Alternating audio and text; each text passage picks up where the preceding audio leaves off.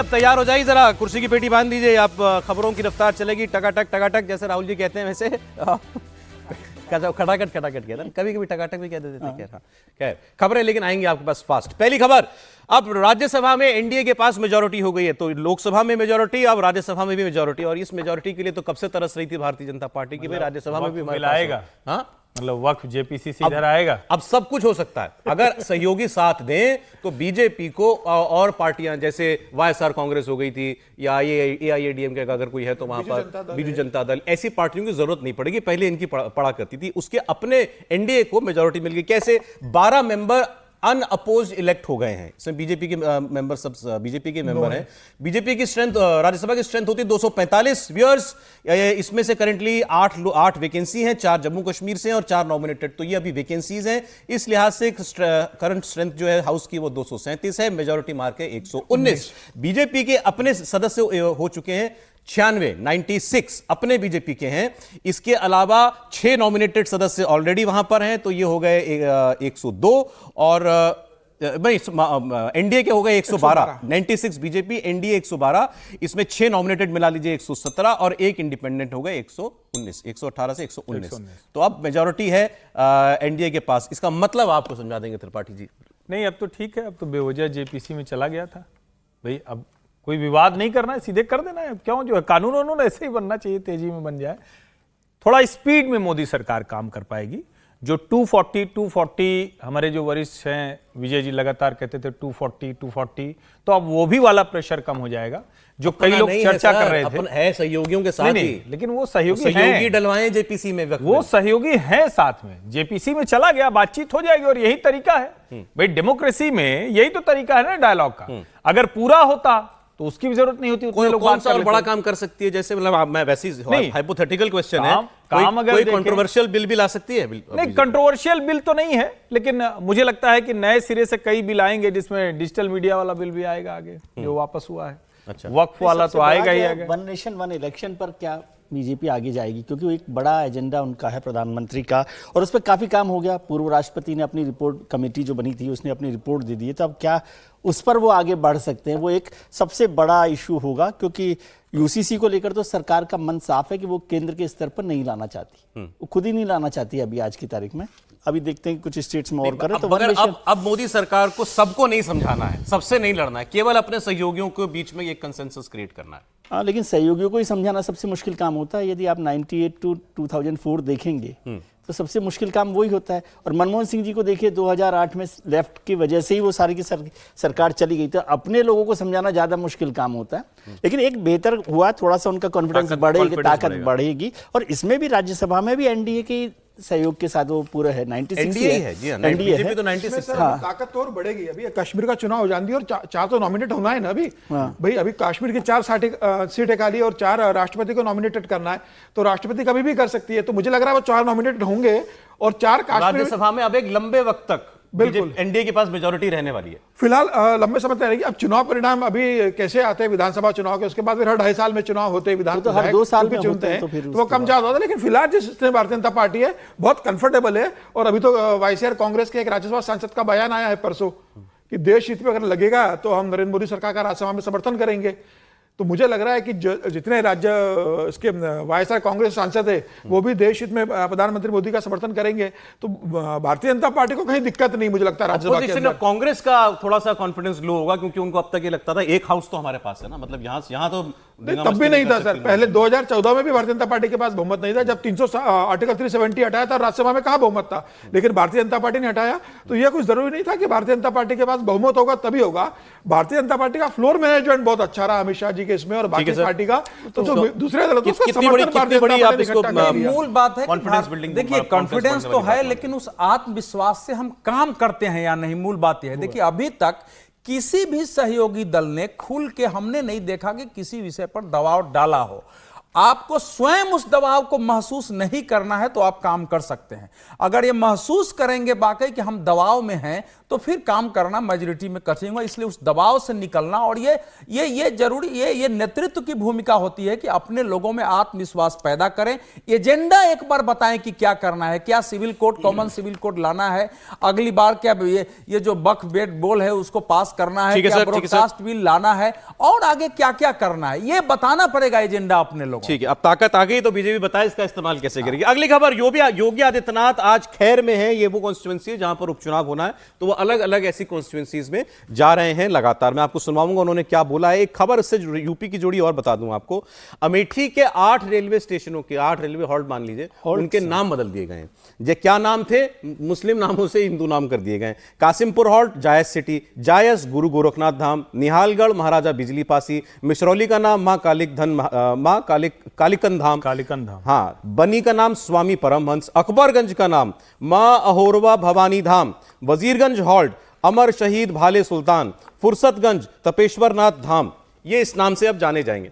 और योगी आदित्यनाथ ने, अभी मैं इस पर बात करूंगा, अलीगढ़ में आज खैर में है, योगी आदित्यनाथ ने विरोधियों को अपने निशाने पर लिया है और वो कह रहे हैं सब कांग्रेस सपा में जिन्ना की आत्मा घुस गई है। सुनिए जरा योगी आदित्यनाथ को। अच्छा, मैं आपको बयान में सुनवाता हूं। कह रहे हैं अपने कार्यकाल में काम नहीं, कारनामे करते हैं ये लोग, समाजवादी पार्टी, लेकिन अब अगर कानून हाथ में लेंगे तो जवाब मिलेगा। तो सीधे वो योगी आदित्यनाथ जो है समाजवादी पार्टी पर हमलावर हैं। मैं आपको बताता हूं और उन्होंने क्या बोला है। योगी आदित्यनाथ लगातार घूम रहे हैं तमाम उन कॉन्स्टिट्यूएंसीज में जहां पर अभी उपचुनाव होना है। देखें, वो कह रहे हैं कांग्रेस सपा में जिन्ना की आत्मा घुस गई और जिन्ना की आत्मा घुसकर फिर से देश का विभाजन करने का पाप कराएगी, और इसलिए अंतिम समय में जिन्ना घुट घुट कर मरा था। ये वही पाप कर रहे हैं आज लोग, ये समाज को बांट रहे हैं, जाति में बांट रहे हैं और सामाजिक ताने बाने को तोड़ रहे हैं। तो फिर से जो जाति वाला नैरेटिव है उसके खिलाफ योगी आदित्यनाथ बोल रहे हैं। अभी उन्होंने एक बयान और दिया था कल परसों में, बटोगे तो कटोगे, बटेंगे तो कटेंगे। जी त्रिपाठी जी, और ये नाम अमेठी के नाम बदल डाले, इसकी सिफारिश जो है पूर्व सांसद स्मृति ईरानी ने की थी।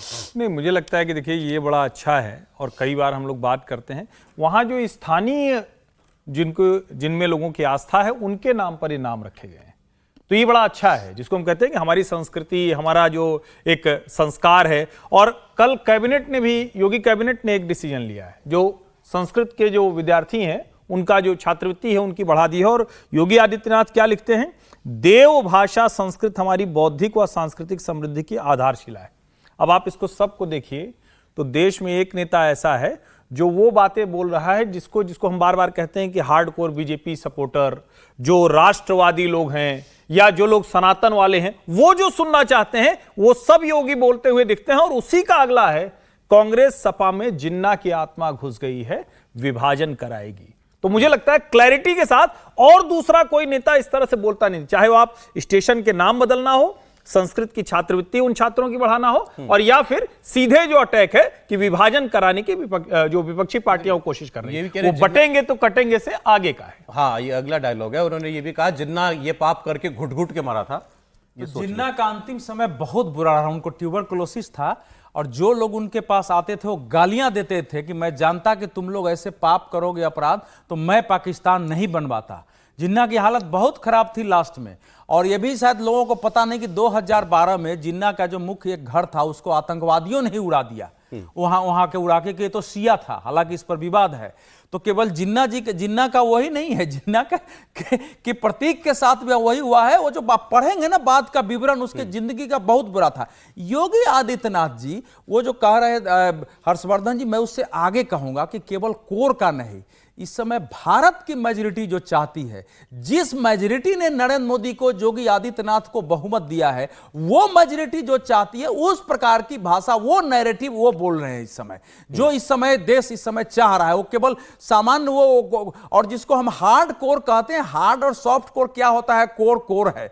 जो लोग देश के बारे में, हिंदुत्व के बारे में, हिंदू सभ्यता के आधार पर देश को देखना चाहते हैं कि भारत एक, वो सब उनको सुनते हैं। और यही कमी रहने के कारण 2024 में उसका असर दिखाई दिया है। भाजपा के समर्थकों में थोड़ी निराशा आई है, लेकिन इसके साथ साथ जो चेहरे आ रहे हैं, मैं बार बार कह रहा हूं, वो भी इसको प्रतिध्वनित करने वाला दिखना चाहिए। जो राज्यसभा में, विधान परिषद में, पार्टी में जो उम्मीदवार बनाए जा रहे हैं, अगर नहीं दिखेंगे कि उसमें नरेंद्र मोदी जी हैं, उसमें आदित्यनाथ जी हैं, उसमें अमित शाह 24 का हैं, सबक तो फिर लेकर दिक्कत योगी जी होगा। सोच समझकर बोल रहे हैं, जो बोल रहे हैं ना। बिल्कुल बोल रहे हैं, बिल्कुल 100% बोल रहे हैं। चेहरे भी उस प्रकार से जो आए। अखिलेश यादव ने जो स्टेशनों के नाम बदले बोला, भारत सरकार से आग्रह है रेलवे स्टेशनों के सिर्फ नाम नहीं हालात भी बदले, और जब नाम बदलने से फुर्सत मिल जाए तो रिकॉर्ड कायम करते रेल एक्सीडेंट्स के हादसों को रोकथाम के लिए भी कुछ समय निकाल कर विचार करें। नहीं, मुझे लगता है कि इस पर तो एक टिप्पणी जरूरी है।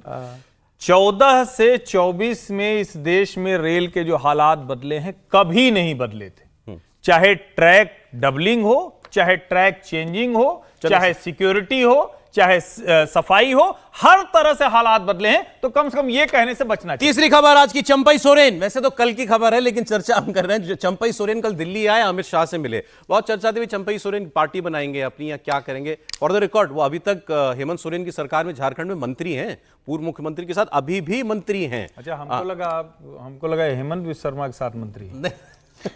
बताता हूं, उनका भी बताता हूं। तो वो कल दिल्ली आए, अमित शाह जी से उनकी मीटिंग हुई। उसके बाद देखें कौन कौन मिला अमित शाह जी से। उसके बाद मिलने वाले बाबूलाल मरांडी प्रधानमंत्री से मिले। बाबूलाल मरांडी पूर्व मुख्यमंत्री झारखंड के, बहुत लोग कह रहे हैं कि ये चंपई सोरेन के आने से वो नाराज हैं। हमने भी उनसे बात की तो वो कह रहे हैं मीडिया में लोग उड़ा रहे हैं हमारी और चंपई जी की क्या लड़ाई हो सकती है। भाई चंपई सोरेन एक कद के नेता हैं, पूर्व मुख्यमंत्री हैं, तो उनकी लड़ाई तो बीजेपी नेताओं से ना, चंपई जी से थोड़ी होगी। मरांडी साहब की भाई बड़ी मुश्किल। पहले वो गए थे और फिर जब आए हैं फिर आपने उनका नंबर काट दिया। दास भी पूर्व मुख्यमंत्री बीजेपी के, वो भी मिले हैं। अर्जुन मुंडा जी नहीं मिले हैं अभी, एक वही रह गए, वो भी मिल लेंगे जब टाइम होगा। तो झगड़ा उनका चंपई सोरेन से थोड़ी होगा, वो तो जो पार्टी की लीडरशिप होगी उनसे बात करेंगे। ये क्या सी ज्वाइनिंग, डेट बता के अभी अवधेश जी कह रहे हैं डेट बता के बीजेपी ज्वाइनिंग कब से कराने लगी? 30 तारीख को ज्वाइन करेंगे चंपई सोरेन। चंपई सोरेन 30 तारीख को करेंगे ज्वाइन, डेट बताइए। और फिर कौन बता रहा है, किसके साथ चंपई सोरेन जा रहे हैं, ये भी तो महत्वपूर्ण है। दो महत्वपूर्ण है, एक तो पार्टी अध्यक्ष। वैसे अब सब लोग कहेंगे पार्टी अध्यक्ष ही सब कुछ होता है, लेकिन पार्टी अध्यक्ष मुझे बार बार भूल जाता हूँ, क्योंकि वो हमेशा अमित शाह जी लगते हैं। चंपई सोरेन साहब भी वहीं मिलते हैं। और फिर प्रभारी हैं शिवराज जी, मुझे लगा आप झारखंड के। और गए हैं हेमंत विश्व शर्मा, चुनाव प्रभारी वो हैं। हाँ, तो अब ये चुनाव के लिए आ रहे हैं। राज्य के प्रभारी हेमंत विश्व शर्मा है। नहीं, या उल्टा प्रभारी मंत्री हैं शिवराज जी और उनके सहयोगी राज्य के प्रभारी हेमंत सोरेन ने एक और आरोप लगाया इस पर। हेमंत सोरेन ने कहा चंपई जी की जासूसी करा रही है हेमंत सोरेन की सरकार। हमने 2 झारखंड की स्पेशल पुलिस के 2 पुलिस वाले पकड़े हैं, दिल्ली पुलिस ने उनको पकड़ा है, और वो कह रहे हैं कि हमको ये दायित्व दिया गया था कि झारखंड में हो या दिल्ली में कहीं भी हमको बताना है कि चंपई जी किस किस से मिल रहे हैं। ये सरकार तो नहीं गिर जाएगी वहां पर चंद्रशेखर की तरह वाला मसला हो रहा है। 2 पुलिस वाले फिर पहली बार दिल्ली आए थे, होटल ताज में रुके थे आदिवासी नेता। तब उन्होंने कहा था मैं चश्मा बनवाने आया हूं।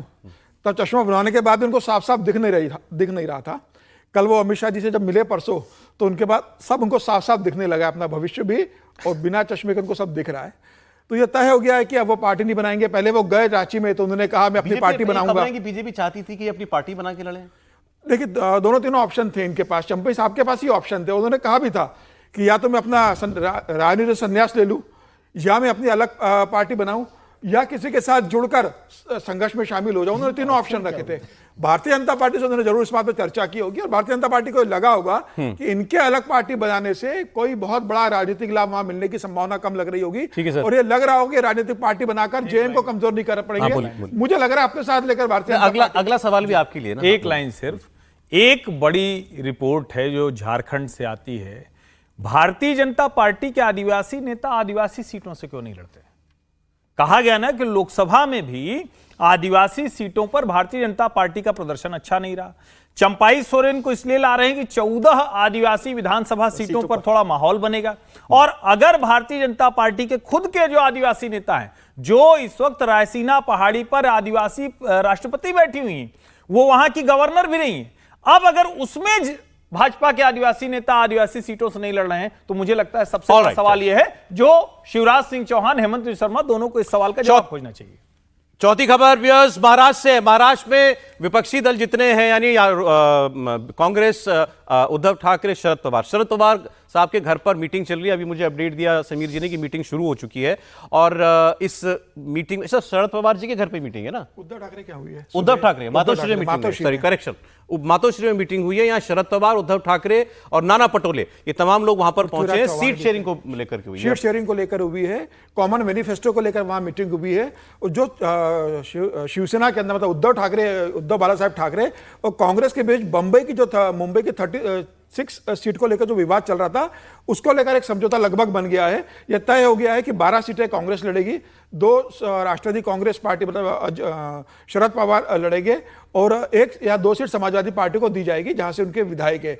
तो मोटा मोटी यह है कि जो उद्धव बाला साहब ठाकरे बोल रहे थे कि पूरी 36 सीटों पे हम लड़ेंगे, उस पर उद्धव ठाकरे तैयार हो गए। और उद्धव ठाकरे इस बात पर तैयार हो गए कि अगर गठबंधन ये चाहता है कि किसी मुख्यमंत्री का चेहरा घोषित ना हो तो उस पर भी उद्धव ठाकरे अब तैयार हो गए। उस पर वो तैयार होगा, सहमति दे दी है कि अगर सबका ये विचार है तो मैं सबके साथ सामूहिक रूप से लड़ना चाहता हूं। मेरी पहली प्राथमिकता एकनाथ शिंदे को कुर्सी से उतारना है और एमवीए की सरकार बनाना है। तो अब महाविकास ऑपोजिशन कोई सीएम फेस नहीं देगा, वो तैयार हो गए। अगर गठबंधन में सहमति बनी तो तैयार हो गए। देखिए आज उद्धव जी खुश बहुत होंगे, मातोश्री में फिर से मीटिंग तो हुई।